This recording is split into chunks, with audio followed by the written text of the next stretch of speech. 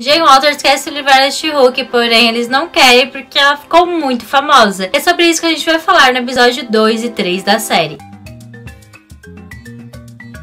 E aí, gente, dei mais antes que eu seja convidada para ser a nova She-Hulk na quarta fase da Marvel. Se inscreva aqui no canal e já deixe seu like, pois é muito importante. Sim, eu comentei sobre o primeiro episódio, eu falei se ela poderia continuar como advogada ou não, porque ela virou She-Hulk. E a resposta está no meu outro vídeo, vai estar aqui no card. Mas justamente no final do filme eu acabei não comentando sobre uma possibilidade ou não de ser adiado aí o julgamento por conta de ter acontecido aquilo, de uma vilã chegar ali destruir tudo e a She-Hulk ter que proteger o pessoal. Só que eu achei que tinha dado tudo certo porque ela simplesmente se transformou de volta como Jane Walters, continuou o júri, terminou ali, não ia ter adiamento. Só que começa justamente do chefe falando que infelizmente ela vai ter que ser demitida porque aquele caso foi aí anulado porque o júri, por conta dela ter sido super-heroína, decidiu em favor dela. Esse foi um caso aí de adiamento, eles perderam sim a causa, infelizmente.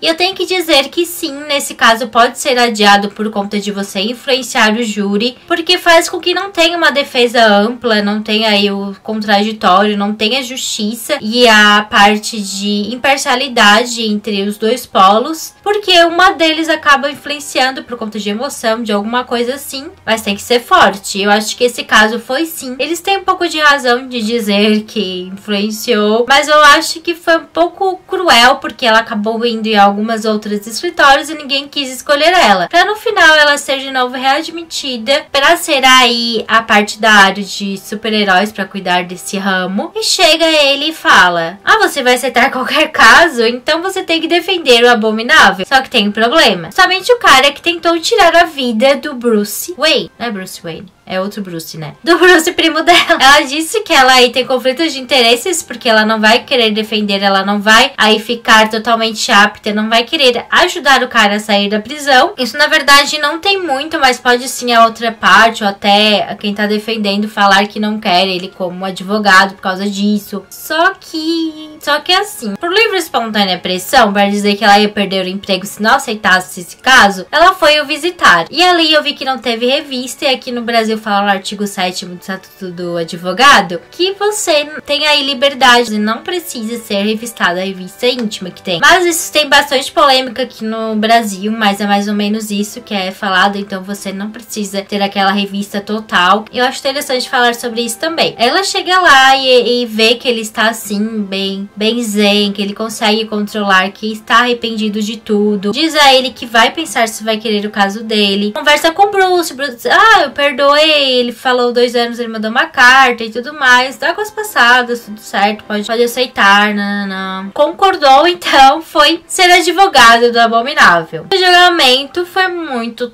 assim, um pouco diferente, digamos assim. Mas antes disso, eu tenho que comentar sobre um outro caso, que é do Dennis, que é um colega dela, que os dois não se suportam. Ele diz que ele quer aí processar a Fada da Luz, que ela o enganou, fez um 7-1 com ele, porque disse que era a Megan Thee Stallion. Ele acabou dando aí praticamente $175 mil pra Fada da Luz. E assim, o que eu acho curioso é porque ela é uma metamorfa, então ela consegue se transformar em quem ela quiser. Por isso que, né, ela tava ali com a foto, aparecia na webcam pra ele pra tudo, aparecia na filmagem. Por isso que poderia muito bem acreditar que era ela. Só que chega no tribunal e eles ali adiam por conta de um caso, e ele está procurando uma testemunha. Justamente a testemunha foi a Jane. A testemunha foi a Jane Walters, porque ela comentou que esse cara, esse Dennis, ele é mas tem um ego tão lá em cima que ele com certeza acredita que a Megan Thee Stallion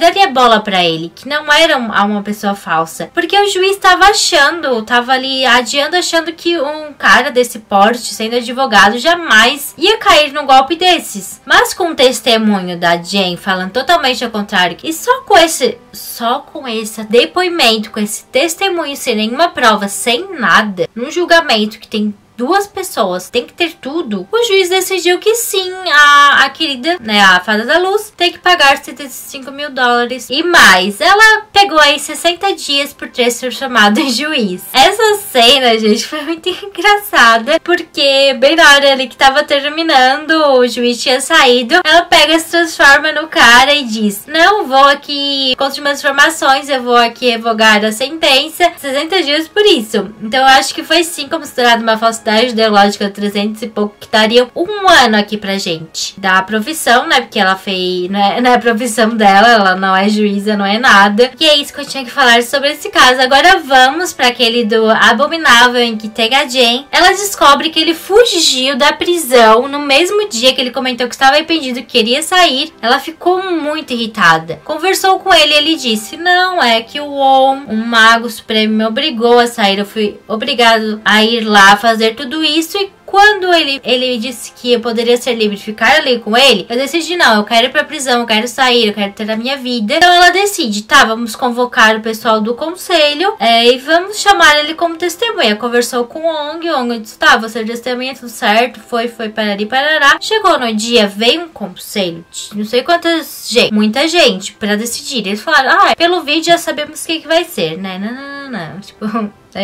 Aí já dizendo qual vai ser o finalzinho, sem nem ouvir o resto, testemunha nada. Dizer que nesse caso é pela legislação de execução penal, que é feito por um juiz, sim, só um ali. Ele pode pegar uma condicional, pegar a redução de pena, ter cumprido aí os anos que ele tinha que cumprir. E ali, como eu falei, foi um pouco diferente porque tinha mais gente, né? Ela falou: não, vocês vão saber que essa prisão não tem nada a ver, eu vou explicar, tem uma testemunha, tudo certo. Vai mudar a vida de vocês. Aí começaram a chamar uma testemunha, outra, um cara ali, um funcionário da prisão, um presidiário, que ele ajudou, que ele ensinou inglês, que ele... enrolando, porque o Ong não chegava. Foi, eles assim: tá, cadê o cara que ia explicar da fuga? Esse aqui é o mais importante. E ela não sabia o que falar, disse assim: tá, vamos primeiro depoimento do Abominável. O Abominável falou o que aconteceu, ele estava arrependido, sim. Aí chegou o Ong e falou tudo que a gente falou, né? Que ele que obrigou e tal, E por causa desse testemunho, de novo, gente, eles decidiram a favor do Abominável. Ele disse: não, ele pode sair condicional, tudo certo, desde que ele não se transforme mais em monstro. Eu achei errado eles terem decidido só por causa de testemunho. Eu acho que sim, deveria ter provas. E eu achei que não deveria ser considerado por isso. Ela deveria ter alguma prova provando que o cara tá falando a verdade. Não é porque ele fala que é o Mega Supremo que ele fala a verdade, né, gente? Não é isso. Mas, né, continuando, falaram que ele não podia se transformar, porque quando eles comentaram que, tá, você ali no vídeo parecia que era violento, que quando você se transforma você vira outra pessoa, não sabe se controlar, e ele se transformou ali pra todo mundo pra dizer que ele se controla. Ele se transformou sem dizer pra ninguém, assustando todo mundo que estava ali, trazendo o caos pra provar o ponto de que ele estava no controle. Tudo bem, provou, a Jen também falou sobre isso, eles aceitaram, né, dizendo, como eu falei, condição de não se transformar mais nesse tempo de condicional, porque senão ele vai voltar de novo pra prisão, só pra dizer. Eu achei muito interessante esse episódio, eu gostei bastante do final. Eu curti também isso porque fala justamente sobre se um vilão ele pode se reabilitar, se ele pode viver em sociedade, e é justamente um cara com superpoderes que está ali, mas que sim pode acabar sendo aí reabilitado, e é sobre isso que fala. Também nos Estados Unidos, aqui no Brasil também é muito parecido, tem essa condicional. Também tem um vídeo falando sobre isso, justamente com o Megamente, se pode ou não aí virar residente e tudo mais. E esse foi a análise do episódio 2 e 3 de She-Hulk. Espero muito que vocês tenham gostado. Muito obrigada pra quem chegou até aqui. Beijos. Tchau.